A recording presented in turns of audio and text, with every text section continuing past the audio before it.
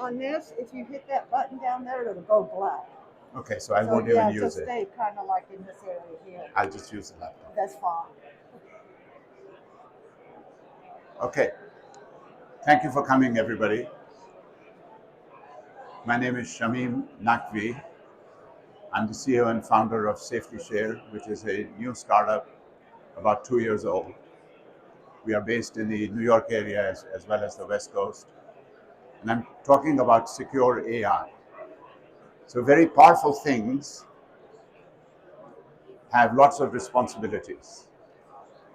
In the Manhattan Project, that where the bombs were made, there were lots of responsibilities that were shared by the scientists who made the bombs. This is also true for all powerful technologies. Machine learning AI is also a very powerful technology.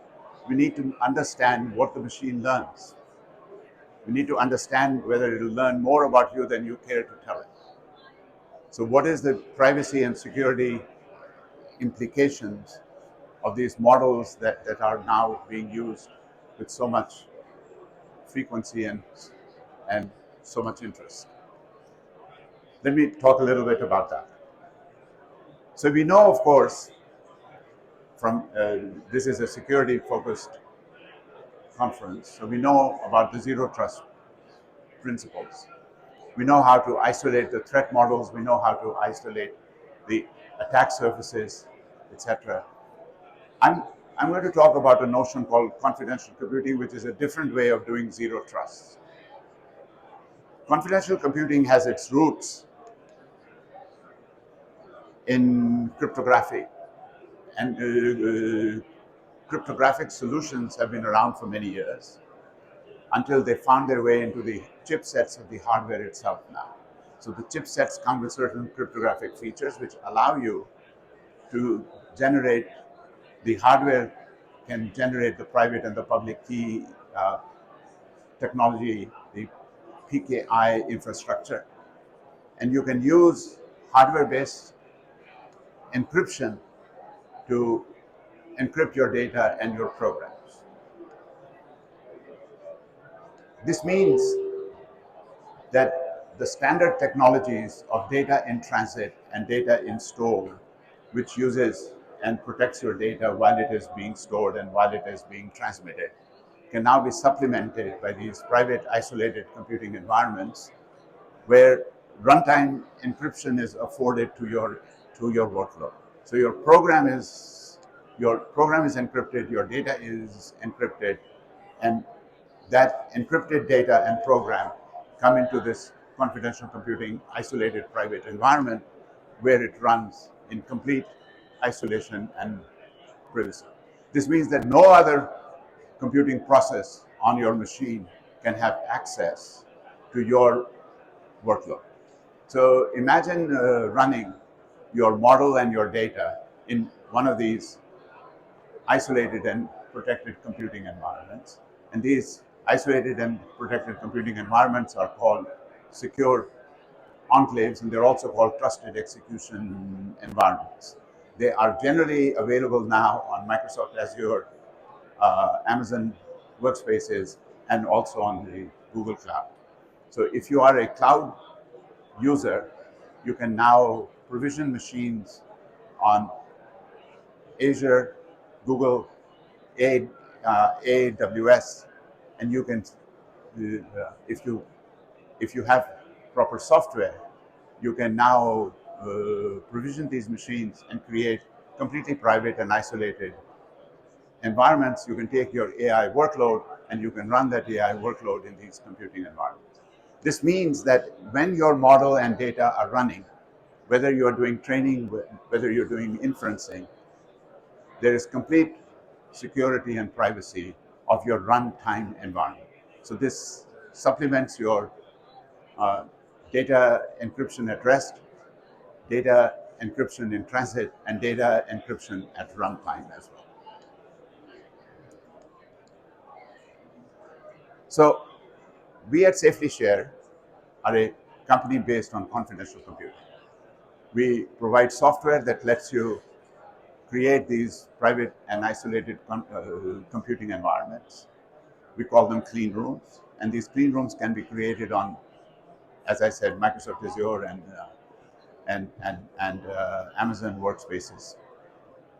We support a variety of confidential computing technologies. In fact, we cater to all types of confidential computing technologies. So we can support all the major different clouds, all the leading chipsets, and all the data states. As I said, data in use, data at rest, data in transit. We can handle all kinds of traditional workloads and applications, whether these are containerized applications or traditional applications, Kubernetes applications, AI, ML workloads, etc. So the notion of confidential AI is, as the first instance, that you have a model, you have a data, and you run it. You run the model and you run the data for training and inference purposes in these completely confidential and isolated, protected environments. So no other process on the machine can ever access your workload when it is being computed. It's complete privacy and complete security for your workload. This does not solve the problem of how you control what the data is, but it controls the access to that computing environment. Your model cannot be duplicated, it cannot be copied, it cannot be corrupted. It will only take the input that you provide. It will not take any input from any other source at all. So no outside access, no other access, in fact, and it will not be able to produce any output to any party outside of the enclave. There is no exfiltration of data. So you can think of this as a black box, and you are running your model and your data inside this black box. Everything is completely secure and locked down. That is one way to think of a zero trust environment. You are not trusting the cloud provider, you're not trusting who gave you the model, you're not trusting who gave you the data. Everything is protected for you completely. It also allows this notion of multi-party share. So, for example, you have a model, but you need data from a collaborating partner. They can give you the data in an encrypted fashion, so you don't get to see the data, but you can use it with your model. So you are blinded, but you can use the asset they gave you. They can give you a model to run on your data, or they can give you data to run with your model. And that this kind of multi-party sharing is very different than what you would do in a Dropbox style of sharing, because you're sharing models and computations, not just data files. So multi-party sharing is possible because the assets that you share are completely encrypted. They're not visible. The receiver of the asset is blinded, and you run these in these secure enclaves, these runtime, isolated and protected environments.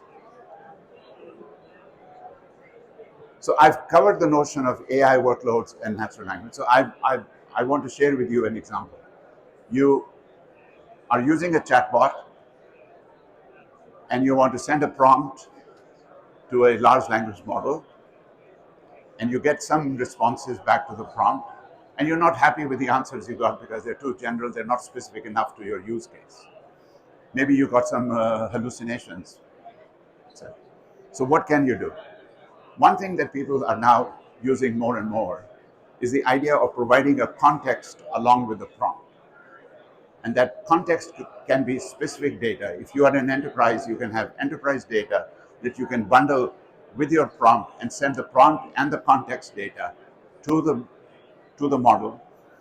Let the model compute the response to the prompt based on the context that it is provided. So you get more specific answers that are particular to your data.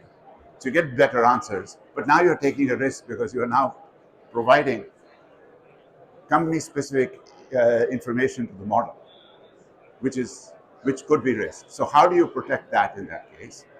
This idea of providing contextual data as a part of the prompt is called RAG, Retrieval Augmented Generation. So let me explain how that happens. You take the prompt and you vectorize it using a technology called vector databases. which allows the prompt to become a vector. You then take your knowledge base, which is indexed by vectors, and you match your knowledge base and the prompt and retrieve from your knowledge base all the relevant documents that you can now call the context. And you take that context and the prompt and send it to the large language model. So you are now sharing company-specific information with the model. The hope you have is that you get better responsive answers, more pertinent, more specific answers to the prompt that you have asked. But you are sharing information with the model. So how do you protect that environment? If you run this chatbot in a secure enclave, then no other entity can ever access the prompt or the history of the prompt or the contextual data.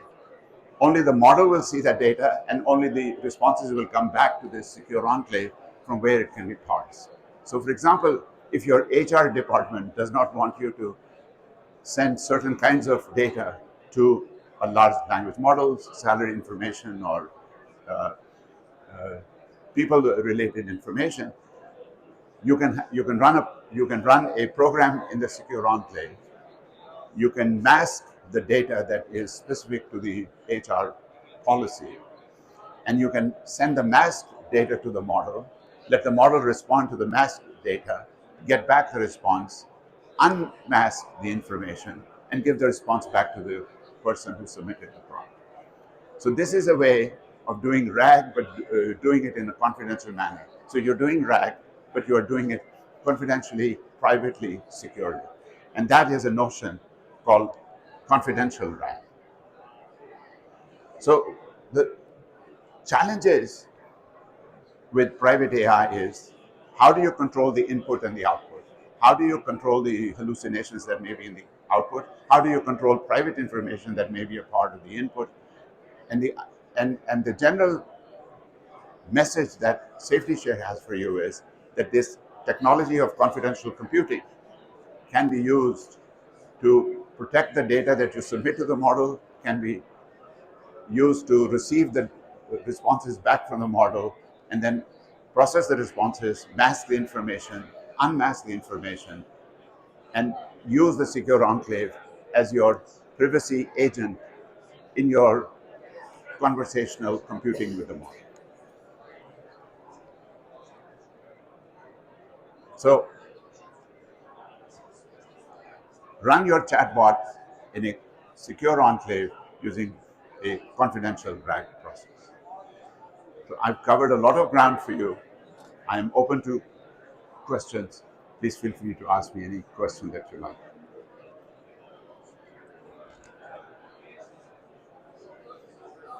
What's the output from this data to you? What's the output? I may check, you may send out the neural network weights after you training the neural network in the PCR, right? Yeah. Then can we infer back from the weight to what the data after you for training? Yeah. So the question is, I train a model using a secure enclave. Do any weights come back to the enclave? And the answer is no. The secure enclave can be configured to do no exfiltration of any data at all. In fact, if you want to output data from the enclave, you can instruct the enclave programs to encrypt the responses and then exfiltrate only encrypted information back to the user.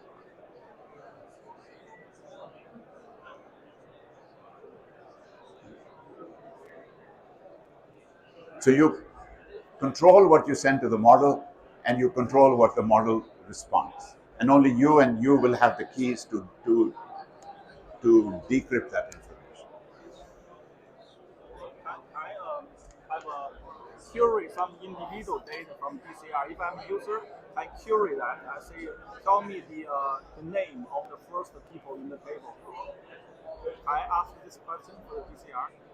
Query some individual data.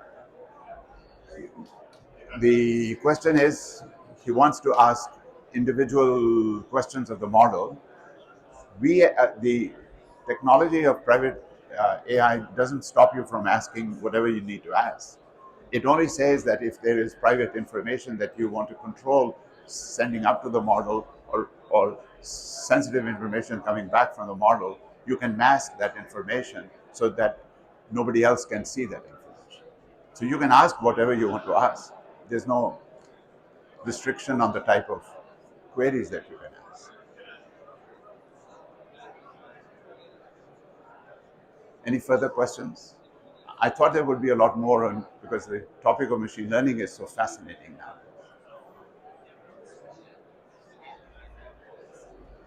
Thank you very much.